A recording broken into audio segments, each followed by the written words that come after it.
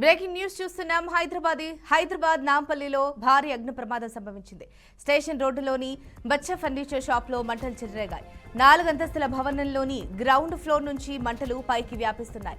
సమాచారం అందుకున్న అగ్నిమాపక సిబ్బంది 4 ఫైర్ ఇంజిన్లతో మంటలను ఆర్పేందుకు ప్రయత్నిస్తున్నారు. కాగా భవనంలో 2 పిల్లలున్నట్లు సమాచారం.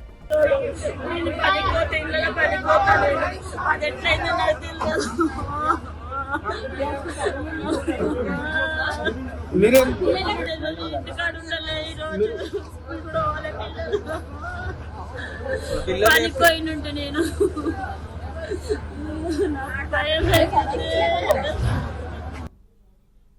చిన్నోడు కిందనే వాచ్మెన్ పిల్లలు వాళ్ళకి చూడడానికి ఇంకోళ్ళు వైరు వాళ్ళు కూడా కిందనే ఉన్నారు. వాచ్మెన్ ఆమె కూడా ఉంది ముసలిది కిందనే. అలా కింద సడన్ గా తగిలిపోయింది. ఇప్పుడే అయింది. కిందనే వాచ్మెన్ పిల్లలు. మున్సిపల్ వాళ్ళు అధికారులకు ఎన్నిసార్లు కంప్లైంట్ చేసినా గానీ ఇంతవరకు చర్యలు తీసుకోవట్లేదు. దాని మీద చర్యలు తీసుకోవాలి. ఇప్పుడు ఇక్కడ నుంచి పోయింటే ఫైర్ ఇంజిన్ తొందరగా మీకు అగ్ని ఆర్పేస్తుండే, కానీ ఇప్పటి వరకు చాలా పొగ మంచులు వస్తున్నాయంటే ఫైర్ ఇంజిన్ పోలేకపోవడానికి కారణం ఉంది. ఒకటే ఫైర్ ఇంజిన్ అక్కడికి వెళ్ళి పోవాలి, మళ్ళీ అక్కడి నుంచి రిటర్న్ రావాలంటే ఇబ్బంది ఉంది. ఇటకెళ్ళి ఈ రేకులు లేకపోయింటే ఇప్పుడు ఇంకో ఫైర్ ఇంజిన్ ఇటకెళ్ళి ఆపుతుండే. ఈ రేకులు ప్రతి బిల్డింగ్ లకు ఈ సిటీల మొత్తంలో మున్సిపల్ వాళ్ళు కంపల్సరీ పైసలు తీసుకొని ప్రతి బిల్డింగ్ ఇట్లాంటి పర్మిషన్లు ఇస్తున్నారు. ఎన్నిసార్లు కంప్లైంట్ చేసినా, లోకల్ కార్పొరేటర్ కంప్లైంట్ చేసినా వాళ్ళు పోయినా గానీ వాళ్ళు పట్టించుకోవట్లేదు. హైదరాబాద్ నాంపల్లిలో భారీ అగ్ని ప్రమాదం సంభవించింది. స్టేషన్ రోడ్డులోని బచ్చా ఫర్నిచర్ షాప్ లో మంటలు చెలరేగాయి. 4 అంతస్తుల భవనంలోని గ్రౌండ్ ఫ్లోర్ నుంచి మంటలు పైకి వ్యాపిస్తున్నాయి. సమాచారం అందుకున్న అగ్నిమాపక సిబ్బంది 4 ఫైర్ ఇంజిన్లతో మంటలను ఆర్పేందుకు ప్రయత్నిస్తున్నారు. కాగా భవనంలో 2 పిల్లలున్నట్లు సమాచారం. దీనికి సంబంధించిన మరింత సమాచారాన్ని మా బీఆర్కే ప్రతినిధి రామకృష్ణ అందిస్తారు. రామకృష్ణ, చెప్పండి, ఈ ఘటనకు సంబంధించిన అప్డేట్స్ ఏంటి? ప్రస్తుతం పరిస్థితి ఎలా ఉంది? ఏదైతే హైదరాబాద్ నాంపల్లిలో ఏదైతే దీనికి సంబంధించి ఫర్నిచర్ షాప్ కు సంబంధించి కూడా 4 ఫ్లోర్లు ఉంటుంది. 4 ఫ్లోర్లో సెల్లార్ లో మెయిన్ గా మంటలు సెల్లార్ నుంచి స్టార్ట్ అయినాయి. సెల్లార్ లో ఏదైతే అక్కడ వాచ్మెన్ కుటుంబం ఉందో ఆ వాచ్మెన్ కుటుంబంతో పాటు అక్కడ పనిచేసేటువంటి కొంతమంది కూడా సెల్లార్ లో ఉన్నట్టు కూడా ఇన్ఫర్మేషన్ వస్తుంది. దాదాపుగా 2 గంటల నుంచి కూడా దీనికి సంబంధించి కూడా మొత్తం పోలీసులు కావచ్చు, హైడ్రా, డిఆర్ఎఫ్ ఫైటర్స్ మొత్తం కూడా ఏదైతే అగ్ని ప్రమాదం ఉందో అదంతా కూడా అదుపులోకి తెచ్చేందుకు విశ్వ ప్రయత్నాలు చేస్తున్నారు. ఏదైతే ఆల్టర్నేటివ్ లోపలికి వెళ్ళడానికి సెల్లార్ లోకి ఏ విధంగా పక్క బిల్డింగ్ నుంచి వెళ్ళడానికి ఏమన్నా ఆప్షన్ ఉందా అని చూశారు. మొత్తం కూడా అక్కడ ఉన్నటువంటి ఏదైతే లోపలికి వెళ్ళడానికి ప్రయత్నం చేశారు. మొత్తం వెళ్ళటానికి విజిబిలిటీ అనేది 0 లెవెల్లో ఉంది. అసలు పొగతో కప్పేస్తుంది. ఆ పొగ వల్ల లోపలికి వెళ్లే పరిస్థితి లేదు. మెయిన్ గా ఆక్సిజన్ ద్వారా కూడా వెళ్దామని చెప్పేసి హైడ్రా కూడా ప్రయత్నం చేసింది. కానీ ఎక్కడా కూడా అసలు విజిబిలిటీ అనేది 0 ఉండటంతో చాలా లేట్ అయిందని చెప్పుకోవచ్చు. మెయిన్ గా దీనికి సంబంధించి ఏదైతే పక్కన బిల్డింగ్ కన్స్ట్రక్షన్స్ ఉన్నాయో అవన్నీ కూడా రేకులు వేయటంతో కొంత ఏదైతే ఫైర్ ఇంజిన్స్ ఎక్కువగా వెళ్ళటానికి ఆప్షన్స్ లేకుండా పోయింది.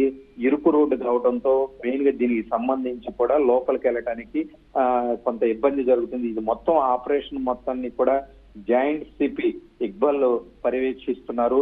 సో మొత్తం కూడా ఇంకా కంట్రోల్ లోకి రానటువంటి పరిస్థితి ఉంది. ఏదైతే స్థానికులు చెప్పిన ప్రకారం ఇంకా ఎక్కువ మందే ఉన్నట్లుగా కూడా తెలుస్తుంది. వాళ్ళంతా కూడా ప్రాణాలతో బతకాలి అని చెప్పేసి ఏదైతే పోలీసులు కావచ్చు, హైడ్రా కావచ్చు, వీళ్ళంతా కూడా విశ్వ ప్రయత్నాలు చేస్తున్నారు. ఏదైతే కొంత పొగ ఉందో ఆ పొగ వల్ల కొంత ఊపిరాడని పరిస్థితి అయితే ఎక్కువగా ఉంటుంది.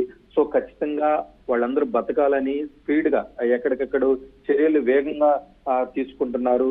సో లోపలికి వెళ్ళడానికి మాత్రం ఆప్షన్ అయితే ఎక్కడ కనిపించిన పరిస్థితి అయితే ఉంది. మొత్తం మీద చూసుకున్నట్లయితే దీనికి సంబంధించి మొత్తం కూడా ఇక్బాల్ జాయింట్ సిపిగా ఇక్బాల్ అయితే పూర్తి స్థాయిలో పర్యవేక్షిస్తున్నారని చెప్పుకోవచ్చు. మెయిన్ గా ఇది ఫర్నిచర్ షాప్ ఉంది.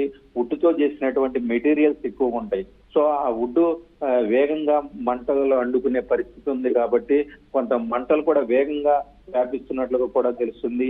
వాళ్ళందరూ కూడా కొంతమంది 2-3 చిన్న పిల్లలు కూడా ఉన్నారని చెప్పి స్థానికులు చెప్తున్న నేపథ్యంలో సో మొత్తం మీద చూసుకున్నట్లయితే ఏదైతే చాలా చోట్ల ఇదే పరిస్థితి, ఇదే తంతు. జిహెచ్ఎంసీ ఏదైనా ఫైర్ సేఫ్టీ నామ్స్ ఉన్నాయంటే ఫైర్ సేఫ్టీ నామ్స్ ఉండవు.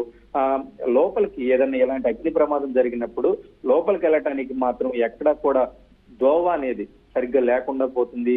చిన్న చిన్న గల్లీల్లో భవనాలు 5 ఫ్లోర్ల 6 ఫ్లోర్లు పర్మిషన్స్ ఇస్తున్నారు అని చెప్పి స్థానికులు అయితే దీని గురించి చాలా పెద్ద ఎత్తున విమర్శలు చేసిన పరిస్థితి అయితే మనం చూస్తాం.